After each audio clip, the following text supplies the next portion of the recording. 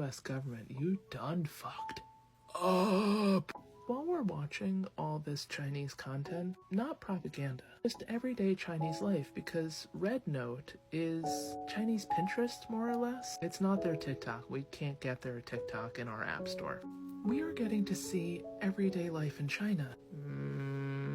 US government, you got some splaining to do, because we're seeing videos and their life is looking so much better than ours. You might see the videos where they eat out for breakfast and they can't decide where to eat for breakfast, so people are giving recommendations of all these restaurants and what the restaurants serve. First of all, you'll notice they tend to flash past the menu, and you can easily hop over to Google Currency and find out that almost everybody eats out for breakfast for like $1, $1.50. Full meal for like $1. It's just part of the culture. 2, have you seen the corporate cafeterias? The paid for by the company corporate cafeterias, where there are like a plethora of options. Healthy, well-balanced options, some fried stuff, but like here's a soup, here's some rice, here's a protein, here are some salad options, menu changes every day, take as much as you want. Did you notice they also take a lunch hour? A whole lunch hour to enjoy their meals? Now let's skip on to dinner. Have you seen the amount of seafood they're eating? Do you notice anything about that? Like lobster and crab and squid and octopus are not like, it's your birthday, let's go to Red Lobster. It's like, it's Tuesday, you want the 7 pounds of lobster or the 7 pounds of crab? And when they flash to those menus, it's cheaper than Red Lobster. Have you seen their grocery hauls? They're not bragging. They're just showing you what they bought at the fresh market, which is fresh meat and fresh produce. They don't have to go to the Dollar Tree to try to find 6-week-old bread that will never actually mold over. They went to the bakery for the baked goods, they went to the farm stand for the fresh goods, they went to the meat guy for the fresh meat. They brought it all home. And they're not even like, oh my god guys, the savings and the coupons. Did you pick up on that?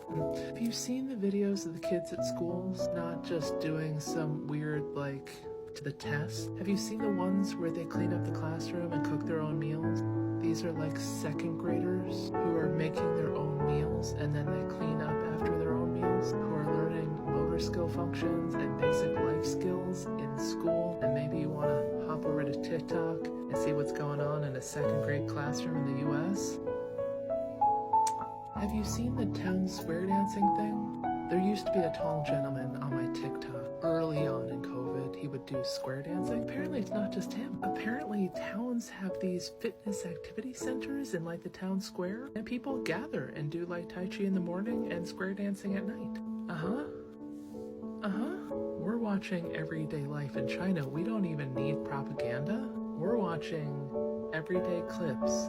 Shit's cheaper, shit's cleaner, people on the app are nicer. Even if they don't want us here, they're willing to work around us as long as we just follow some basic rules. The sheer number of people who are reaching out to help us with our content violations because they know we don't know Mandarin. The number of people who on TikTok are now starting to say ni hao.